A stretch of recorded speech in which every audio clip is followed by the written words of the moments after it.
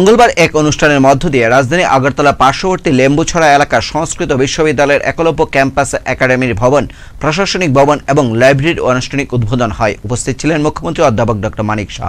পাশাপাশি অনুষ্ঠানে ভিডিও কনফারেন্সের মাধ্যমে যুক্ত হন প্রধানমন্ত্রী নরেন্দ্র মোদী। সঙ্গে প্রধানমন্ত্রী এই নবনির্মিত ভবনগুলির আনুষ্ঠানিক উদ্বোধন করেন।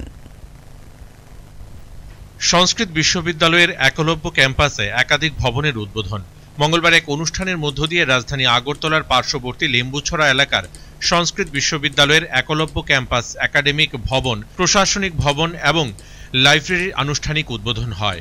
অতিথি হিসেবে উপস্থিত ছিলেন মুখ্যমন্ত্রী অধ্যাপক ডক্টর মানিক সাহা। পাশাপাশি অনুষ্ঠানে ভিডিও কনফারেন্সের মাধ্যমে যুক্ত হন প্রধানমন্ত্রী নরেন্দ্র মোদী। এদিন অনুষ্ঠানে উপস্থিত ছাত্রছাত্রীদেরকে ভিডিও কনফারেন্সের মাধ্যমে সম্বোধিত করতে গিয়ে বিশ্ববিদ্যালয়ের ঐতিহ্যের প্রসঙ্গ টেনে আনেন। সঙ্গে প্রধানমন্ত্রী এই নবনির্মিত ভবনগুলির আনুষ্ঠানিক উদ্বোধন করেন।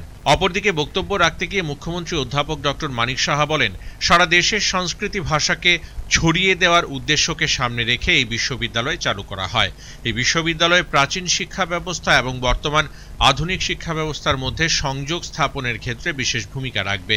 রাজ্য সরকার উচ্চশিক্ষা প্রসারের জন্য বিভিন্ন পদক্ষেপ গ্রহণ করেছে। রাজ্যের প্রত্যন্ত এলাকাতেও শিক্ষা ব্যবস্থার উন্নয়নের জন্য নানা পরিকাঠামো গড়ে তোলা হচ্ছে। ছাত্রছাত্রীদের কল্যাণে বর্তমান সরকার সহানুভূতিশীল বলে অভিমত ব্যক্ত করেন এদিন মুখ্যমন্ত্রী।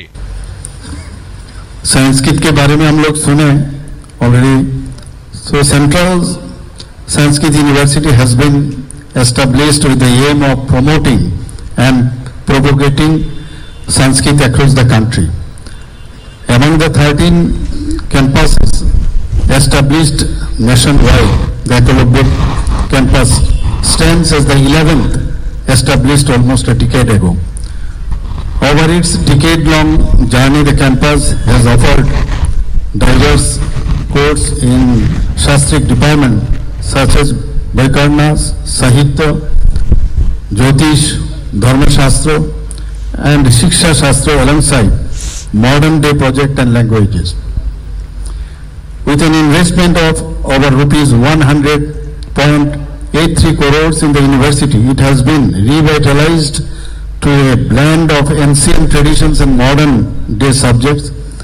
I am confident that the enhanced infrastructures in both boys and girls hostels will attract talent from across the northeast and the country as well, eager to delve into the vastness of knowledge offered by our ancient texts.